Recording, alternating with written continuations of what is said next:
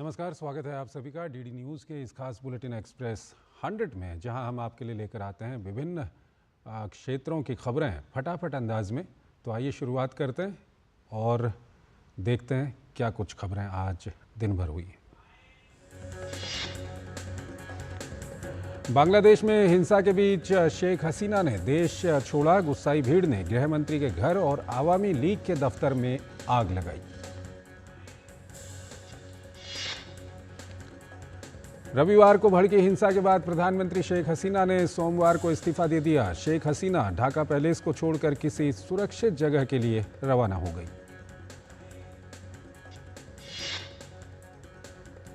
सेना प्रमुख वकारुज्जमा ने मीडिया के सामने आकर उनके इस्तीफे की घोषणा की। इस तरह उनका 15 वर्ष का शासन खत्म हो गया। सेना प्रमुख ने जल्द ही अंतरिम सरकार के गठन की भी घोषणा की।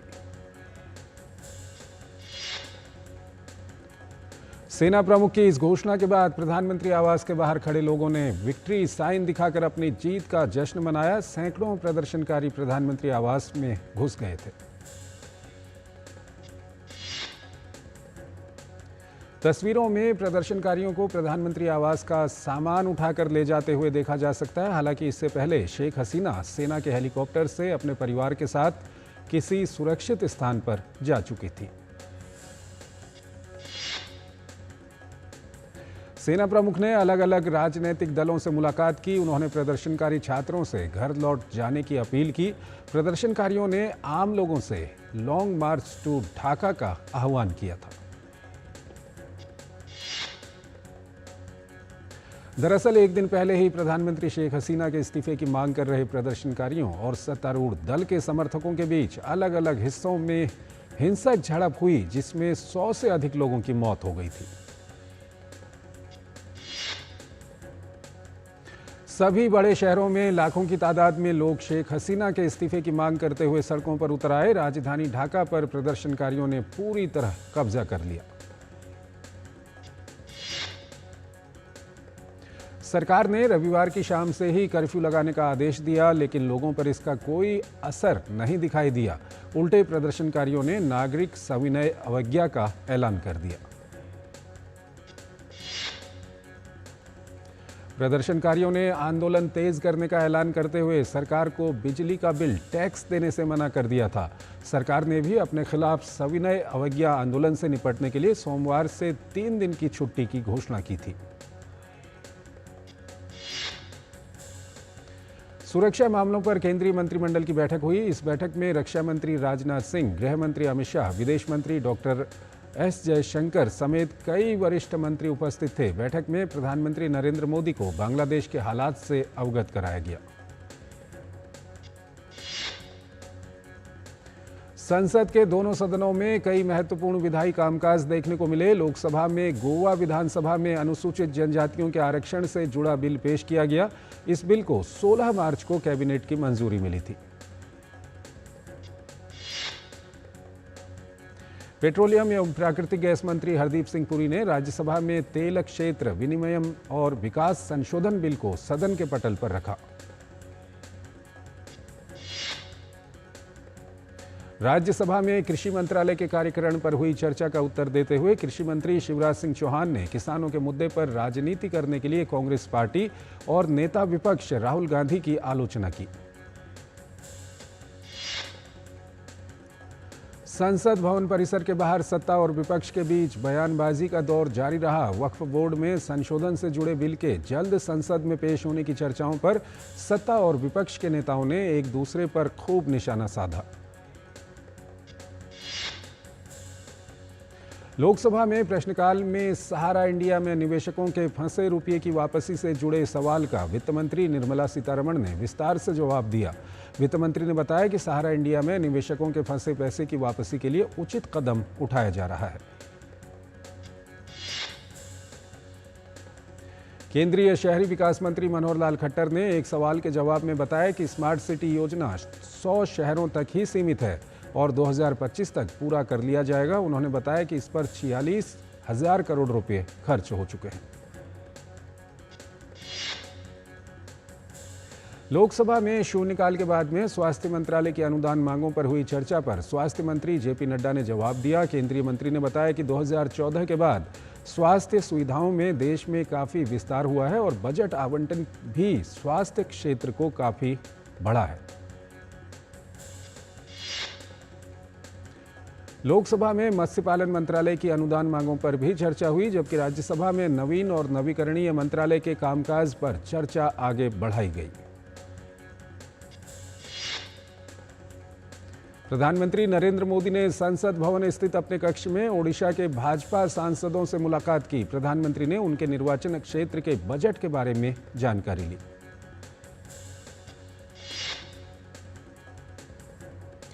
आर्टिकल 370 हटाने के 5 साल पूरे होने पर भाजपा नेता और पूर्व केंद्रीय मंत्री रविशंकर प्रसाद ने कहा कि आज बहुत ही पावन दिन है। कश्मीर आज विकास के पथ पर आगे बढ़ रहा है। उन्होंने कहा कि लोगों को रोजगार मिल रहा है। बड़ी संख्या में टूरिस्ट कश्मीर में घूमने आ रहे हैं। भाजपा के राज्यसभा सांसद लक्ष्मीकांत वाजपेयी ने कांग्रेस पार्टी पर निशाना साधते हुए कहा कि कांग्रेस ने कश्मीर से धारा 370 हटाने पर इसी तरह हंगामा किया था। कश्मीर न जाने क्या हो जाएगा, लेकिन धारा 370 के हटने के बाद कश्मीर में शांति आई है। नासिक जिले में मालेगांव के गिरना नदी में फंसे 15 मछुआरों को एयरफोर्स के हेलीकॉप्टर से रेस्क्यू किया गया। ये सभी मछुआरे मछली पकड़ने के लिए नदी में गए हुए थे, लेकिन नदी का जलस्तर बढ़ने के कारण ये सभी वहां फंस गए। शिमला में सुन्नी के डैम क्षेत्र में चल रहे सर्च ऑपरेशन के दौरान डोगरी से एक महिला और पुरुष के शव शत विक्षत हालत में मिले हैं। एसपी संजीव कुमार गांधी ने इस बात की जानकारी देते हुए बताया कि शवों की कोई शिनाख्त नहीं हो पाई है। बीजेपी और जेडीएस की मैसूर चलो पदयात्रा का आज तीसरा दिन है। चन्ना पटना पहुंची ये यात्रा सिद्धारमैया सरकार के कथित मूडा और वाल्मीकि निगम घोटालों को लेकर निकाली जा रही है। पदयात्रा के दौरान केंद्रीय मंत्री एचडी कुमारस्वामी ने कहा कि हमने सीएम सिद्धारमैया के सामने सभी दस्तावेज जारी कर दिए हैं, लेकिन वो इस मुद्दे का सामना करने से भाग रहे हैं। वहीं बीजेपी अध्यक्ष बीवाई विजयेंद्र ने कहा कि कांग्रेस पार्टी ने कर्नाटक के लोगों से जो वादा किया था उन्हें पूरा करने में विफल रही है। केरल के राज्यपाल आरिफ मोहम्मद खान ने प्रधानमंत्री नरेंद्र मोदी से दिल्ली में उनके आवास पर मुलाकात की।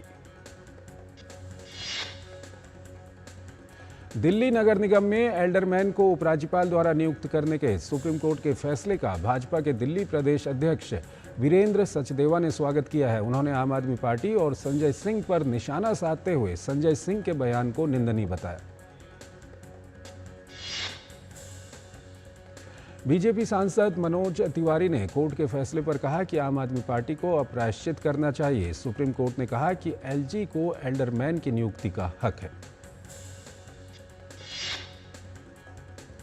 नीट यूजी की काउंसलिंग 14 अगस्त से होगी। काउंसलिंग 4 चरणों में होगी। काउंसलिंग ऑनलाइन होगी। छात्र देश के किसी भी हिस्से से रजिस्ट्रेशन करा सकते हैं। एमसीसी के निदेशक डॉक्टर बी श्रीनिवास ने कहा कि छात्र mcc.nic.in पर रजिस्ट्रेशन कर सकते हैं। उत्तर प्रदेश के मुख्यमंत्री योगी आदित्यनाथ ने सावन के सोमवार को गोरखपुर के मानसरोवर मंदिर में भगवान भोलेनाथ की आराधना की। उन्होंने मंदिर में रुद्राभिषेक भी किया। उत्तर प्रदेश के रायबरेली के फर्जी प्रमाण पत्र मामले में उत्तर प्रदेश एटीएस लगातार आरोपियों की धरपकड़ कर रही है। अब इस मामले में 7 और लोगों की गिरफ्तारी हुई है।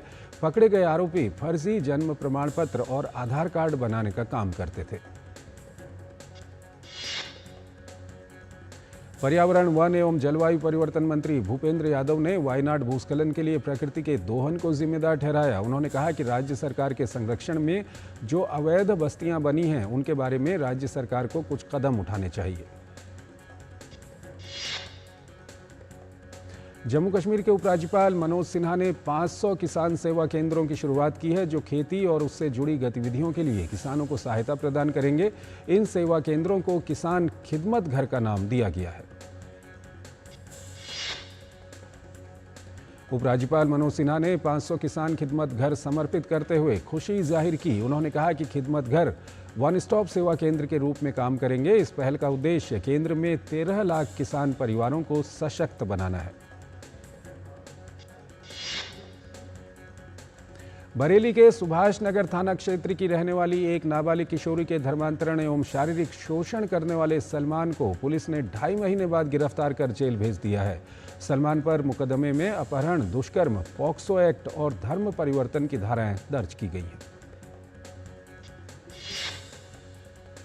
बरेली के डीएसपी संदीप सिंह ने बताया कि पुलिस को इस मामले में सफलता मिली है। उन्होंने कहा कि अपहर्ता ने बयान में बताया कि उसके शारीरिक शोषण के साथ धर्म परिवर्तन भी उसका कराया गया। देश भर में सावन का तीसरा सोमवार हर्षोल्लास के साथ मनाया गया। झारखंड के प्रसिद्ध देवघर में बाबा वैद्यनाथ मंदिर में दर्शन के लिए रविवार देर रात से ही दर्शनार्थियों की लंबी कतार लग गई थी। वहीं प्रशासन ने सावन के तीसरे सोमवार के लिए सुरक्षा के व्यापक प्रबंध किए। असम के मुख्यमंत्री हेमंत बिस्वा शर्मा ने असम में एक विशेष समुदाय द्वारा लैंड जिहाद करने का आरोप लगाया है। उन्होंने कहा कि जिस गांव में आदिवासी, दलित और पिछड़े समुदाय निवास करते हैं, वहां एक एक करके प्लॉट्स खरीदकर जनसंख्या को बदल दिया जा रहा है। वो इसे नए कानून के द्वारा रोकेंगे। केंद्रीय मत्स्य, पशुपालन और डेयरी मंत्रालय की दिल्ली में विभिन्न बैंकों के प्रतिनिधियों के साथ पहली बैठक हुई। बैठक में बैंक के प्रतिनिधियों के साथ किसान क्रेडिट कार्ड, मूलभूत समस्याओं को दूर करने संबंधी मुद्दों पर संवाद स्थापित किया गया।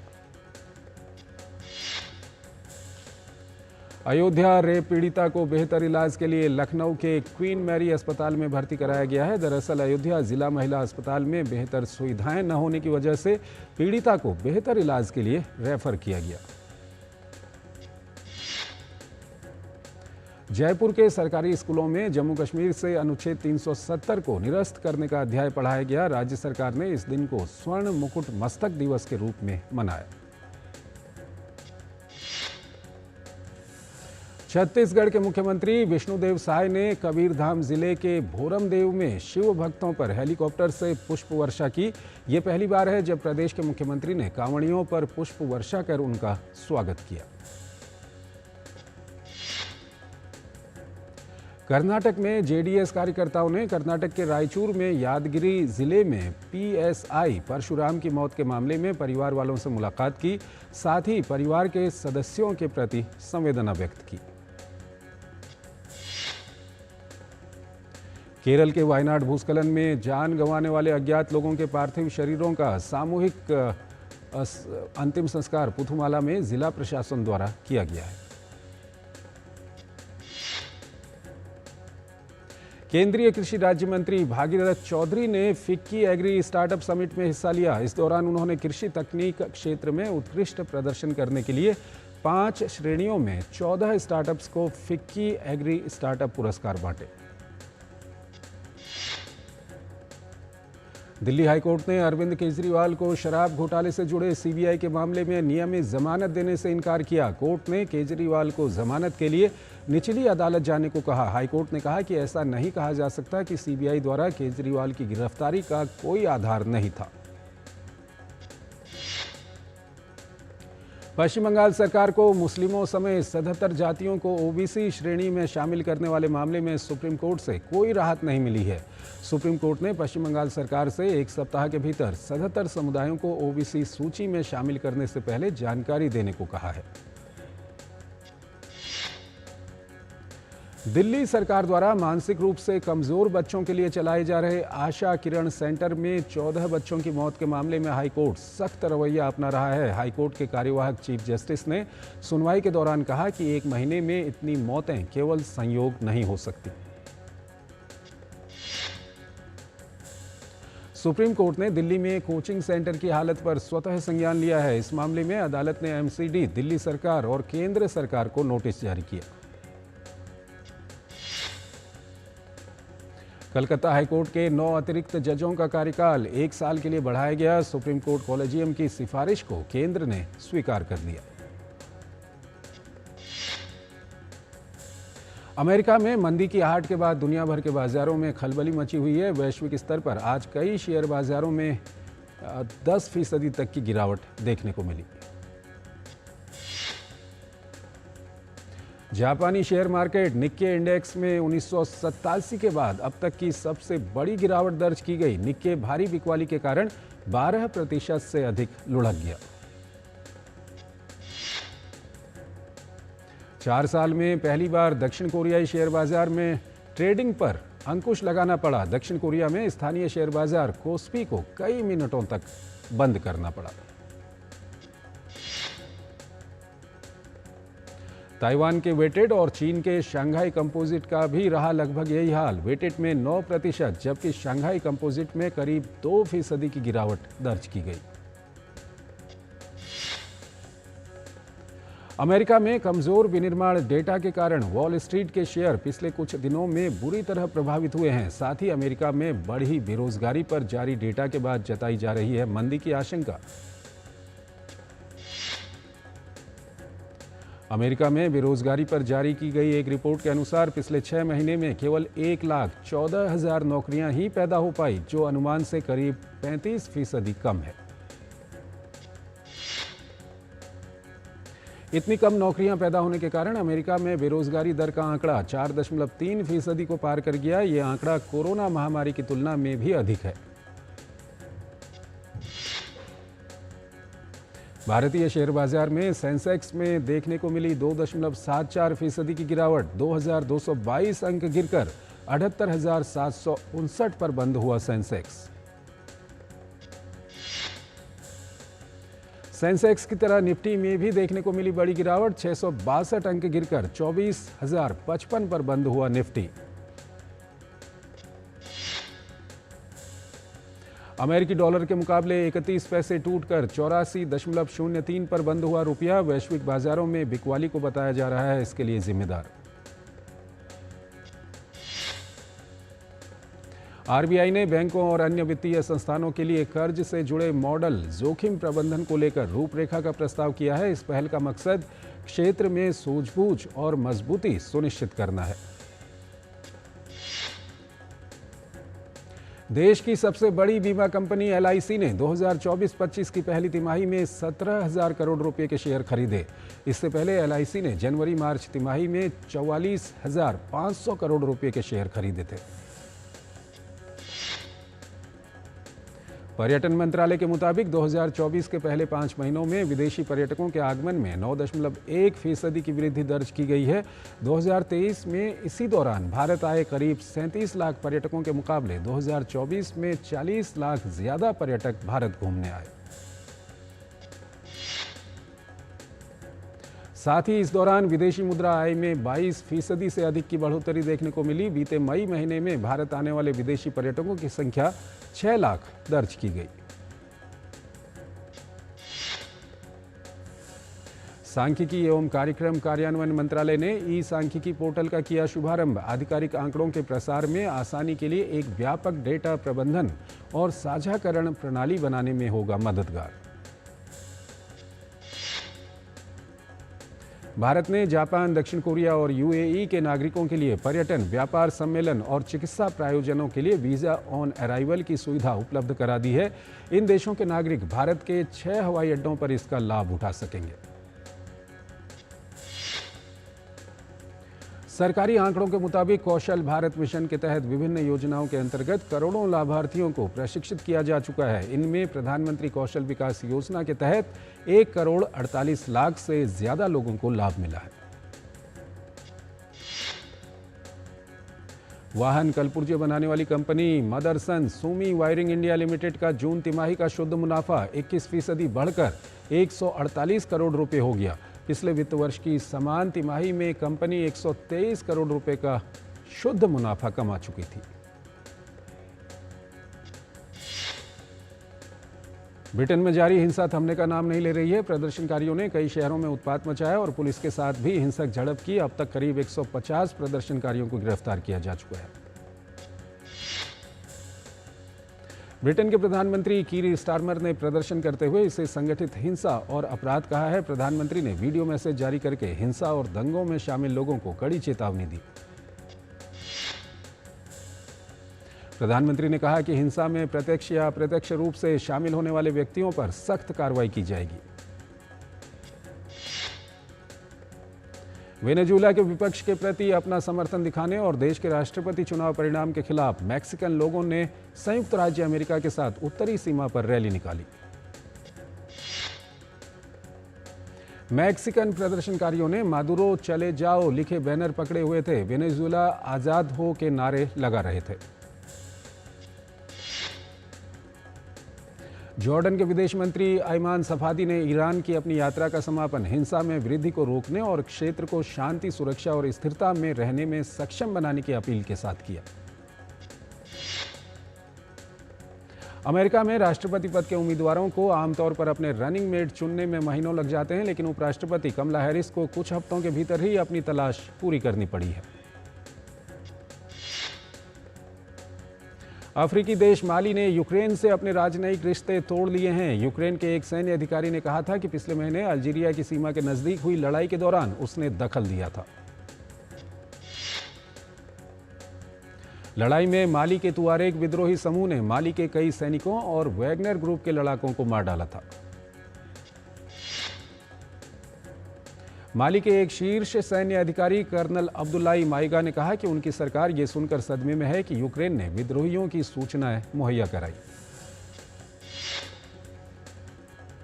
पेरिस ओलंपिक के उपलक्ष्य में डाक विभाग ने आज नई दिल्ली में स्मारक डाक टिकटों का एक सेट जारी किया। कार्यक्रम में केंद्रीय खेल मंत्री डॉक्टर मनसुख मांडविया ने कहा कि प्रधानमंत्री नरेंद्र मोदी के नेतृत्व में खेलों के विकास पर जोर दिया गया है। खेल मंत्री डॉक्टर मनसुख मांडविया ने कहा कि स्मारक डाक टिकट जारी करके हमने खिलाड़ियों और देश का सम्मान किया है। वहीं संचार मंत्री ज्योतिरादित्य सिंधिया ने कहा कि ओलंपिक चैंपियन केवल खेल जगत के चैंपियन नहीं है, ये आपके और हमारे दिल के भी चैंपियन हैं। कार्यक्रम में मौजूद पेरिस ओलंपिक पदक विजेता सरबजोत सिंह ने ओलंपिक में पदक जीतने पर अपनी खुशी जाहिर करते हुए कहा कि शूटिंग में उनको बचपन से ही रुचि थी। भारत के युवा बैडमिंटन खिलाड़ी लक्ष्य सेन को कांस्य पदक के लिए खेले गए मुकाबले में हार का सामना करना पड़ा। पेरिस ओलंपिक के स्कीट मिक्स्ड टीम स्पर्धा में भारत कांस्य पदक से चूक गया। पेरिस ओलंपिक में भारतीय महिला पहलवान निशा दहिया को 68 किलोग्राम भार वर्ग के क्वार्टर फाइनल मुकाबले में हार मिली। अंतर्राष्ट्रीय हॉकी महासंघ ने भारत के अमित रोहिदास पर एक मैच का प्रतिबंध लगाया है, जिससे वो मंगलवार को जर्मनी के खिलाफ होने वाले पेरिस ओलंपिक के सेमीफाइनल मुकाबले में नहीं खेल सकेंगे। रोहिदास को रविवार को ब्रिटेन के खिलाफ खेले गए क्वार्टर फाइनल मुकाबले में रेड कार्ड दिखाया गया था, जिस कारण वो दूसरे क्वार्टर से ही मैदान से बाहर चले गए थे। पेरिस ओलंपिक में अमेरिकी धावक नोह लायल्स ने सबसे रोमांचक दौड़ में से एक पुरुषों की 100 मीटर दौड़ में स्वर्ण पदक जीतकर नोह लायल्स विश्व के सबसे तेज पुरुष धावक बन गए हैं। 6 अगस्त को सेमीफाइनल में भारतीय टीम का सामना जर्मनी से होगा। पिछले ओलंपिक में टीम इंडिया ने जर्मनी को हराकर ही ब्रॉन्ज मेडल जीता था। अभिनेत्री प्रियंका चोपड़ा जोनास जल्द हॉलीवुड की फिल्म द ब्लफ में दिखाई देंगी। इन दिनों वो द ब्लफ की शूटिंग में व्यस्त हैं। अभिनेत्री अनन्या पांडे की फिल्म CTRL 4 अक्टूबर को नेटफ्लिक्स पर रिलीज होगी। रोमांटिक थ्रिलर फिल्म फिर आई हसीन दिलरुबा का दूसरा गाना क्या हाल है रिलीज हो गया है। हॉलीवुड अभिनेता जैक एफ्रॉन को हाल ही में तैराकी के दौरान हुई एक छोटी सी दुर्घटना के बाद अस्पताल में भर्ती कराया गया था। अल्लू अर्जुन अभिनीत फिल्म पुष्पा 2 फिल्म की शूटिंग जारी। फिल्म के लिए मेकर्स कर रहे हैं फिलहाल एक्शन सीन की शूटिंग। हॉलीवुड कलाकार एंजेलिना जोली और ब्रैड पिट के बेटे पैक्स को आईसीयू से मिली छुट्टी। 20 वर्षीय पैक्स को गंभीर ई बाइक दुर्घटना के बाद अस्पताल में भर्ती कराया गया था। अभिनेत्री अमृता खान मिलकर 24 अगस्त को मुंबई में लाइव संगीत शो वर्ड ऑफ स्त्री में करेंगी परफॉर्म। बॉलीवुड फिल्म निर्देशक सुभाष घई ने अमेरिका की महिला कलात्मक तैराकी टीम द्वारा विश्व एक्वेटिक्स दोहा 2024 में उनके प्रदर्शन पर खुशी व्यक्त की।